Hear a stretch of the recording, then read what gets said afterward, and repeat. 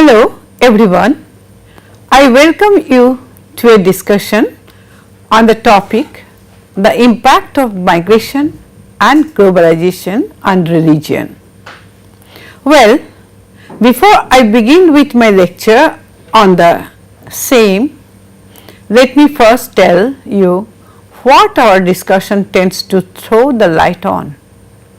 Here I put forward a question that our discussion shall aim to answer. How do the people migrating from one place to another become a carrier of the process of religious globalization?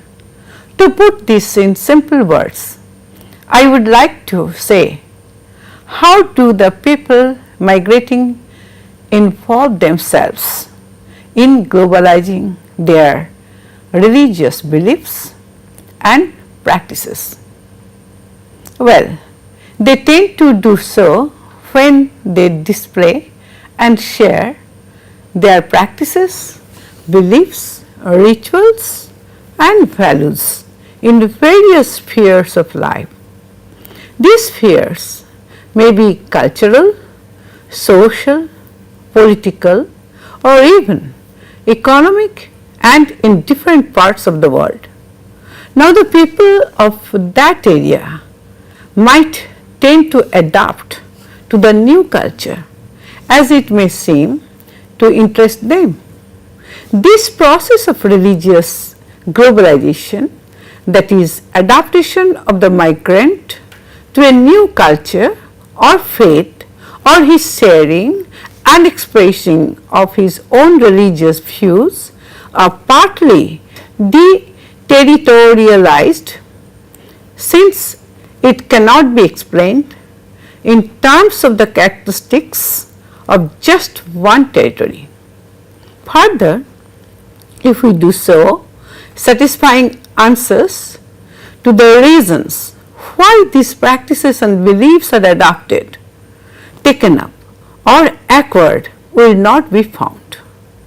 Also, the answer to how they are being performed or why they are still holding on to it will also be difficult to find.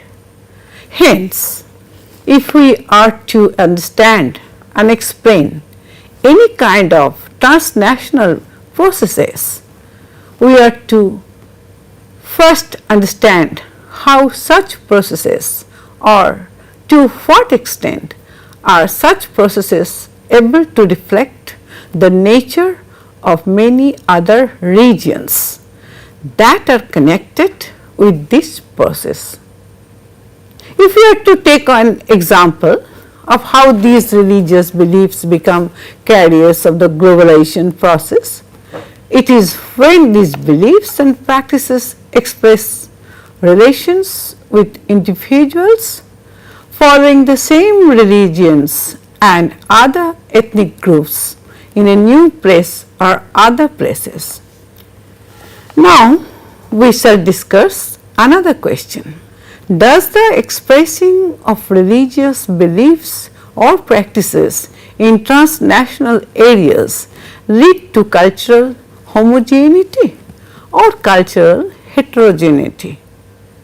We are here to understand whether introduction of new practices alien to that of the area leads to homogeneity of culture or the heterogeneity of the same.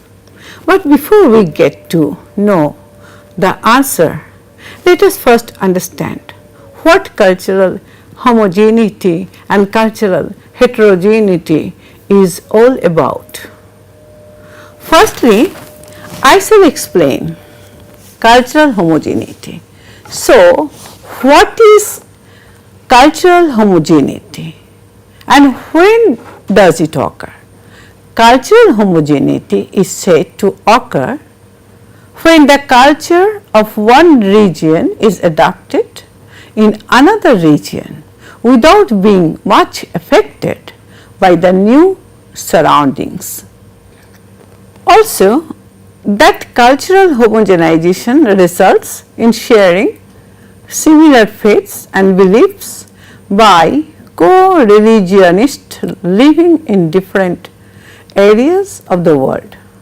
So, we can sum up to say that cultural homogenizations results in extending the boundaries transnationally, and this results in the rearrangement of the location of these cultural boundaries. According to Lehman, transnationalization results in the rapid growth of new and reformulated boundaries in the areas of culture, ethnicity, language or religion.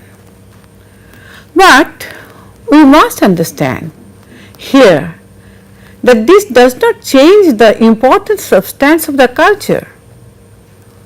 What it does is that it results in the increase in diverseness in culture, especially in the area of immigration. Now, this also results in the connecting of people transnationally. Now, I shall move to the issue of cultural heterogeneity. Well, let us now learn what cultural heterogeneity is. Cultural heterogeneity is said to occur when migration results in change in culture and formation of new cultural forms, taking characteristics of the new culture and also cultures of other regions via which the migration has occurred, leading to the formation of a hybrid culture. We should moreover understand what does cultural heterogeneity result in. Cultural heterogeneity results in growth of diverse existing religious beliefs and practices by changing the follower's belief when he encounters another follower or another culture. So, we can see that cultural hybridization helps us in understanding how concurrent validity can be given to elements from different cultures.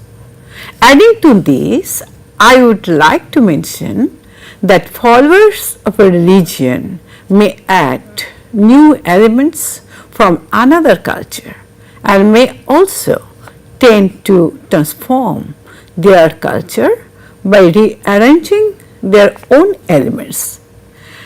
As we see, in order to understand how migration can transform beliefs and practices, one should agree that religion is actually transformed by its broader context, as the elements it lays its concern on in the beginning are hardly religious at all.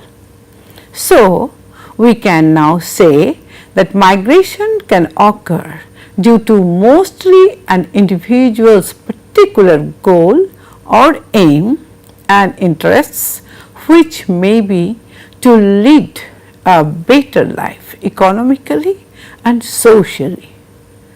Migration can take place in any direction depending on the area of interest of the migratory. People might migrate in different directions depending on their access to the resources.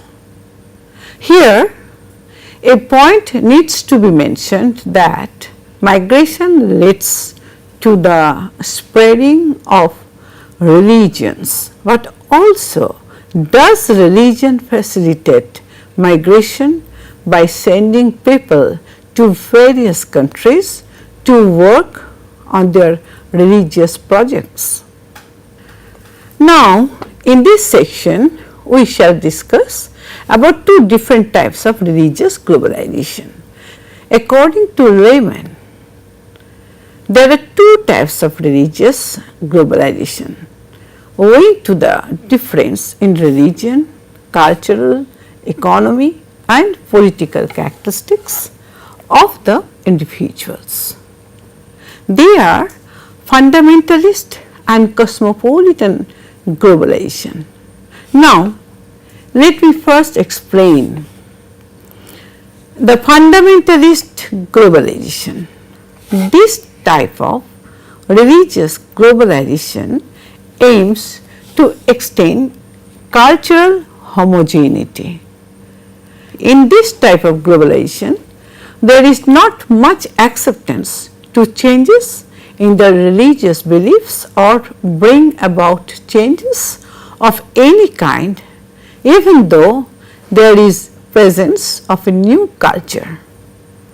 Here we may refer to the personality of a religious leader or the belief in their holy text, which may be a reason why they would not bring changes to their beliefs and practices despite a new culture. The new culture seems to have little or no impact on the original one.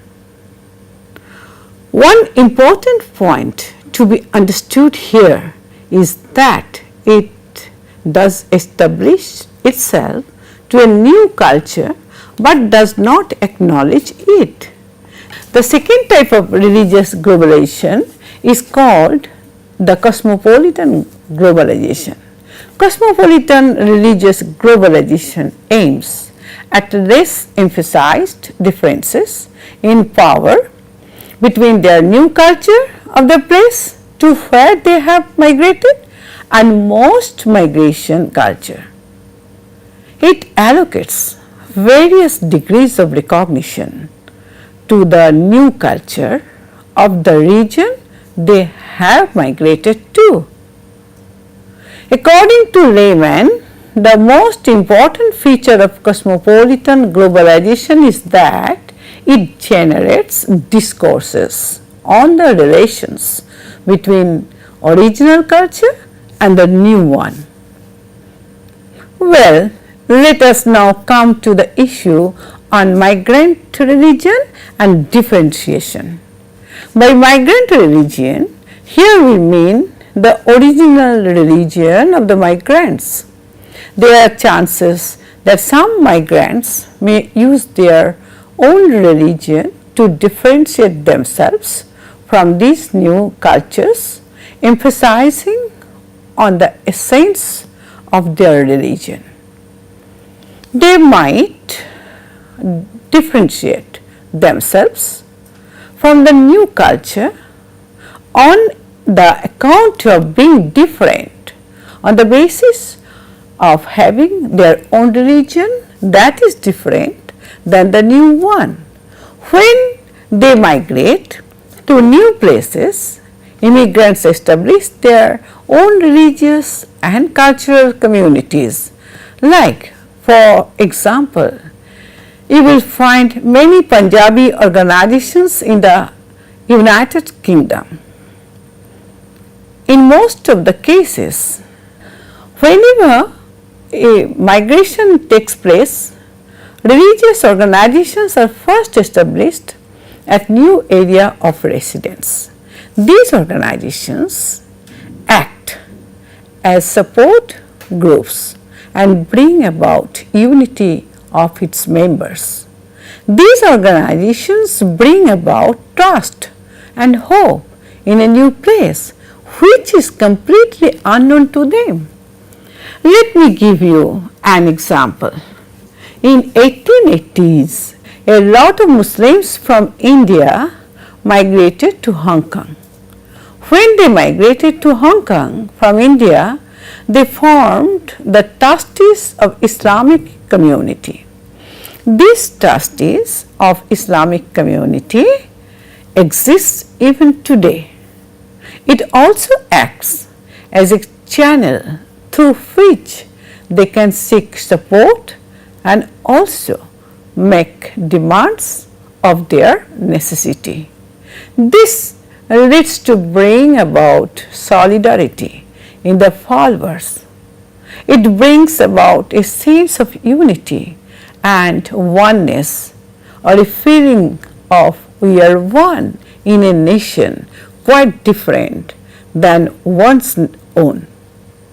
Hence, religion becomes an important aspect in the individual's identity, who might not have migrated for religious reasons. When the integration with the new culture is little, a migrant's religion becomes important, as they show pride in their own culture, leading to cultural homogeneity. Various studies have revealed that migrants are more religious, as religion helps them lessen the feeling of being alienated, discriminated, or frustration. According to Bartok, the migrant religion becomes a type of vehicle through which one expresses nostalgia of his life. Pre-migration and religion acts as substitute for their homeland. It is also understood that people, in order to gain economic, cultural, social, or even political benefits, migrants use the strategy of maintaining one's religious beliefs and practices. These many benefits could be of many types. These benefits could be manpower, trust, work, finance, and friends.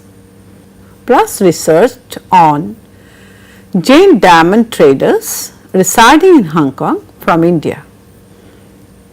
The research revealed that the common sharing of the same religious identity helped in building networks of trust that is really important for the success of the trade.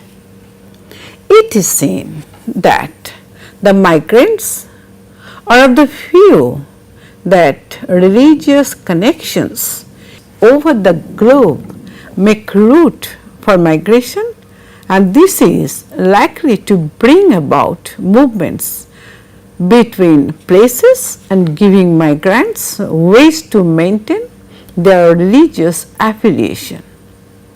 The Catholic Church in Boston and Ireland provided representation and protection of Irish immigrants living in USA and Irish immigrants who returned to Ireland from the US. The Catholic Church was a meeting point for the Irish immigrants in the US.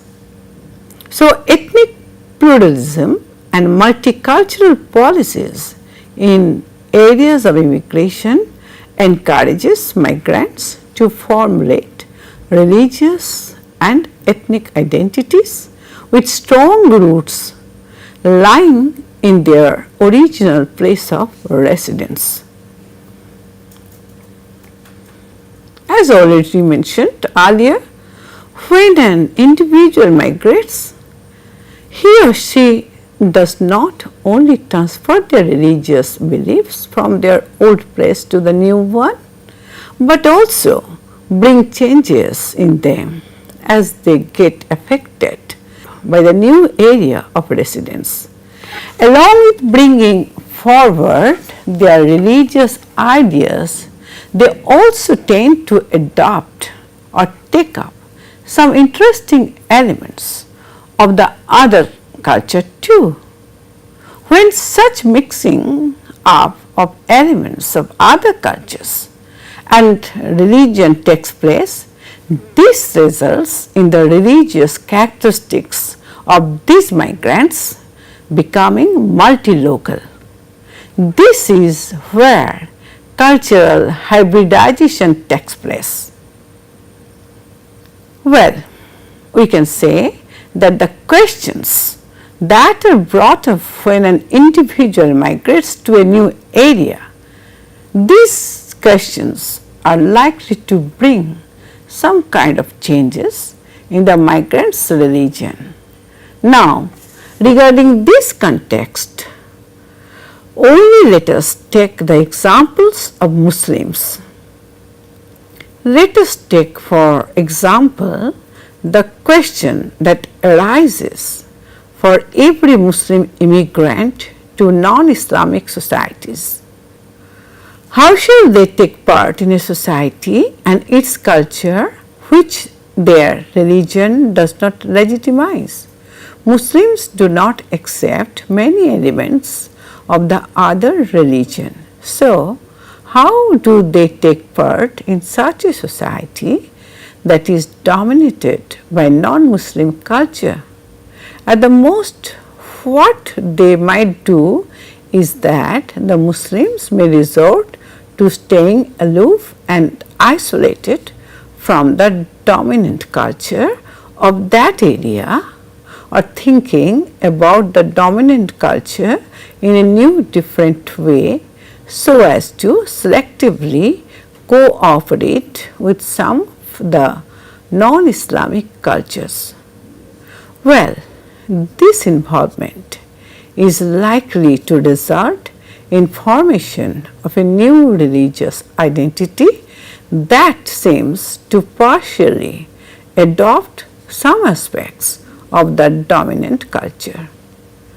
Also, that this might result in new religious forms, as for example, Muslims search for new Islamic banking forms when they find some changes in the financial market that might be not appreciating to Islamic principles.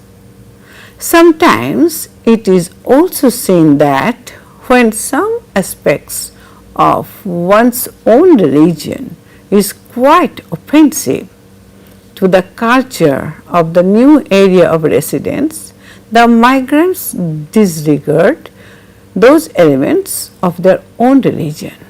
They choose to not stick to those elements that might send a wrong note to the other culture. However, they keep their religions and maintain the core elements. Well, there are contradictions present everywhere, but however, despite the contradictions in cultures, some individuals may also adopt some of the practices brought in to their area by the migrants if they see that the adoption of these practices could be a means to realize their ends. Caroline Pross says this is one of the reasons why the Chinese of Hong Kong adopted Christianity, as they could not find salvation in their own culture. Some of them even joined the church because it could help them get a university education in the USA. People might adapt to a new culture or religion depending on the perks. If adopting some aspects of the dominant culture comes along with benefits, people do go on to bring and accept the change. Let me tell you that there are many factors as to why and how religious migrants may adapt their religions to new circumstances. These factors are the individual's age, gender, ethnicity, area of origin, religion, types of religious organizations, socio-economic status, and features of the host society. So now we come to a question that whether this religious globalization is actually cosmopolitan or anti-cosmopolitan in nature. Well, one of the most important questions raised is that to which extent Thus, such globalization increase cosmopolitanism within a religious tradition. To simply explain, this means to what extent it is open towards other cultures, leading to cultural heterogeneity. What happens is, when the followers of a religion tend to realize the essence of their original religion is fading, they tend to limit themselves from adopting the elements of the new culture. This could lead to schism with religious followers wanting to save their fading cultures and beliefs.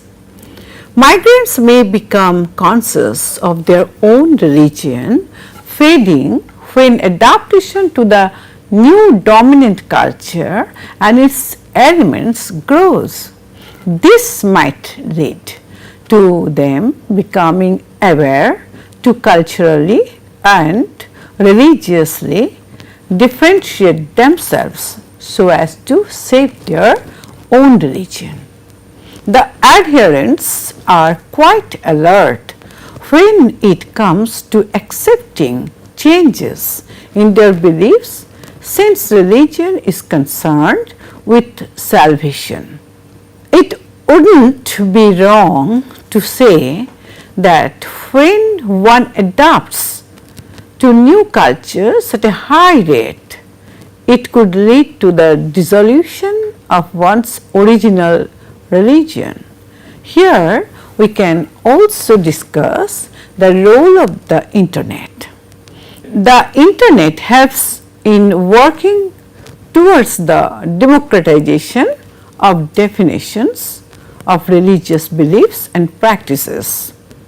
The individuals use the internet to broadcast their religion and also to access information about the religion. However, the spread of religious messages through such platforms are not only democratic. Let us now take an example to make things clearer.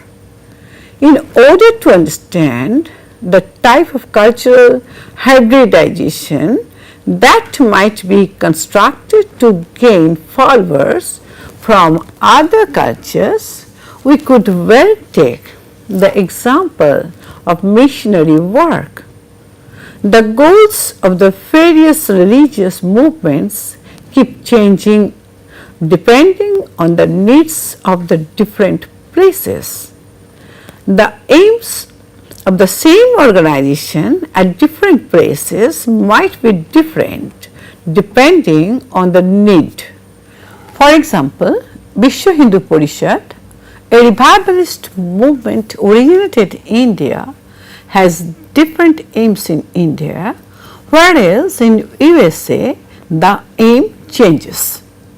As we all know that any religion seeks to continue including new followers from other cultures, the more the increase in followers, the better, but adding aspects of other cultures is unlikely to give such new adaptations the same degree of validity as one's own religion. The new formed hybrid cultures will, however, not have the same validity as the original one. In the context of the issue of maintaining one's own culture even at a new area of residence without any change, it is necessary to understand that any query into the globalization of religion needs to take in the fact that its belief in the supernatural and stressing on the importance to build a community of its followers may lead to transnationalization by encouraging extraterritorial identities. So, we could sum up, and it would be wrong to suggest that syncretism, hybridization and cosmopolitanism are important features in the transnationalization of religion. However, the ideologies of each religion are themselves essential elements that shall hinder the level to which they can adapt to new cultures without themselves stopping to exist. Well, as we come to the end of our discussion, we can say that the transnationalization of religion is not just a process of cultural homogenization. The transnationalization of religion instead leads to the forming of different imprecise local versions of global model of beliefs, rituals and religious organization. The original religion of the migrant needs to keep on providing ways for the believers to continue differentiating and making them unique from the new culture so as to maintain their originality. They should also answer life questions in a new atmosphere that is completely different than where they came from. However, it is likely that migrant will bring little changes in their religion, faith and beliefs once they are in new surroundings. This is likely to happen as a dominant culture will influence them even if it is in minute sense. Various aspects or some elements of other cultures may be taken up by the migrant and included in their own faith for various reasons. These reasons may be either by religious or materialistic. It might be for their personal benefits too. It is to be understood that the religious migrants may alternate between holding different values so as to involve themselves in identity politics accordingly, depending on different social interactions and experimenting with different values while not fully accepting the new values and culture. So, we can conclude our whole discussion by saying that migration results in spreading and sharing of religious and cultural values, and also the sharing of religious values may result in migration. The direction to which one migrates depends totally on the personal motives and interest of the migrants. While migration may result in cultural hybridization, it may also lead to a loss of one's own religious values. Syncretism, hybridization and cosmopolitanism are the important features of the transnationalization of religion. The transnationalizing of religion includes different directions and flows by which definitions of the religion move from one culture to another. It does not emerge from just one single point, as it involves various places and diverse religions.